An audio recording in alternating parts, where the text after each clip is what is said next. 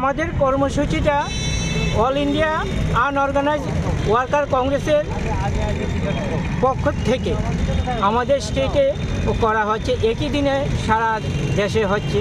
আমরা রেগাটা নিয়ে সেটা আজকের এই মূল প্রোগ্রামটা, কারণ সেই কাজটা বিগত ইউপি গভর্নমেন্ট থাকতে শুরু হয়েছিল এবং গ্রামের মানুষ বলুন এবং আমাদের শহরের মানুষ বলুন, একটা স্থায়ী একটা কাজ ছিল ওদের হাতে, যে মাসের শেষে একটা কাজ হতো।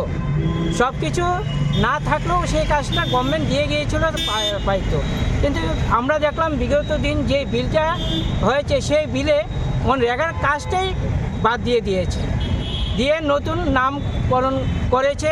আর নতুন নামকরণ করে যেটা করেছে যে বিগত দিনের 100 টাকায় 10 টাকায় অন্য স্টেটগুলো দিতে পারছিল না, এখন হচ্ছে যে 40% স্টেট দিতে হবে, 60% সেন্ট্রাল দেবে। তাও 60%-এর মধ্যে আপনার মেটেরিয়ালসের জন্য দেবে এবং যারা কাজ করবে তারা টাকা দেবে না। তাহলে দেখুন যে কোন স্টেটে সেই কাজটা হবে। আগে যেমন বাধ্যতামূলক কাজ দিতেই হবে, না দিতে পারলে আরটিআই তো এখন সেটাও করা যাবে না।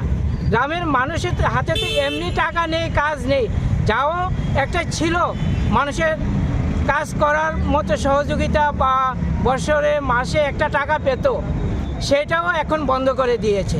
সেটা নিয়ে আজকের এই আমাদের মূল প্রোগ্রামটা। কি রয়েছে কর্মসূচি আজকে আপনাদের? কি ধর্নাটা না কি রয়েছে? না, ধর্না না, আমরা র্যালি করে এবং সার্কিট হাউস মহাত্মা গান্ধীর মূর্তির সামনে গিয়ে এই বিলের প্রতিবাদে আমরা বিলটাকে উড়াবো।